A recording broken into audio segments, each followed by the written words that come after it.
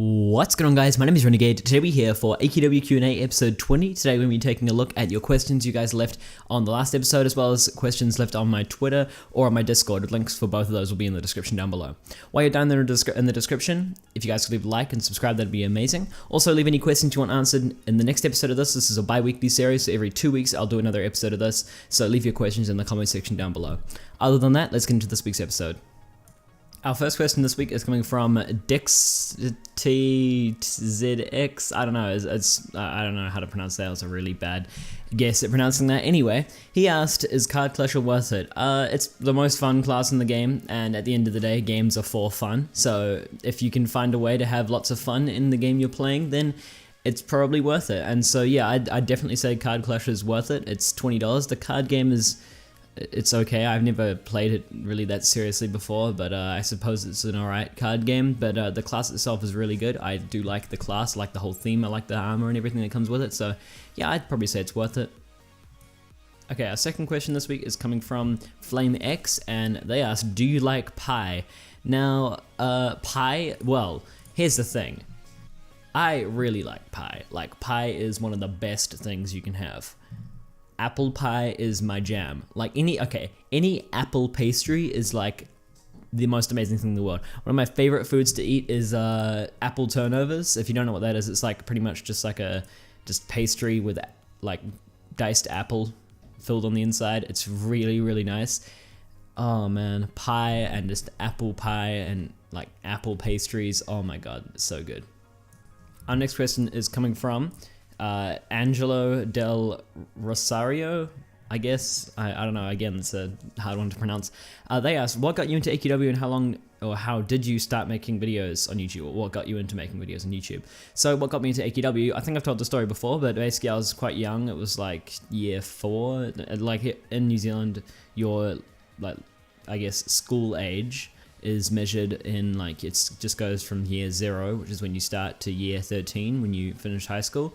So this was for year 4, and in year 4, some friends of mine, well, I guess they were friends of mine, I don't really know them that well. I knew that they were playing, they were talking about AQW, and I was like, "What are you guys talking about?" And then I was basically friends with them from that point onwards, and we played AQW, and I was just like, "Hey, I'll be the healer, and you guys can deal the damage," and that's pretty much how it went down. I picked healer, and they all went other classes, and we just went around killing shit in AQW, and got bored inevitably. But yeah, that's pretty much how I started playing AQW, and how I started making videos on YouTube. I think I've also told this story before, but basically, I was a big fan of Syndicate. He's a YouTuber, he still does YouTube videos, but he's kind of a piece of shit now because he did that whole CSGO Lotto thing. Either way, I really liked his Minecraft YouTube videos, so I started making Minecraft YouTube videos, and then I started making Call of Duty YouTube videos, like on zombies and stuff, and I just made like YouTube videos like on everything I wanted to do videos on, pretty much. I did like Battlefield videos, I did a whole bunch of different videos before I did AQW videos, and when I did AQW videos, people actually watched them for once in my life, so I was like, oh, okay, that's cool, and so I started making AQW YouTube videos regularly. Our next question is coming from EXC Gaming, and they asked, "What is the best way to farm for the Blinding Light of Destiny?" Now, the Blinding Light of Destiny, I don't really know of any like specific way you can farm for it. The best way to do it, like, oh, this is technically a way, but I mean, like, you know what I mean. There's no like specific strategy, if you will, but like the best way to do it is you just tackle it head first and just start farming. Like, you know, you just start farming stuff. Look up guides and stuff on YouTube. There's bound to be hundreds of guides on YouTube for it. Just find out how you do every step of the process and just start doing it. You know, that's what I did. I used the wiki a lot. I had all my wiki bookmarks in place and everything like that. Just look at, like, because here's the thing with the Blinding Light of Destiny. Like, you might require, say, like, I don't know, flying 5. I can't even remember the name of it, but I'll just say blinding orbs. So you might need 5 blinding orbs. I don't remember any of the numbers or anything, but this is just an example.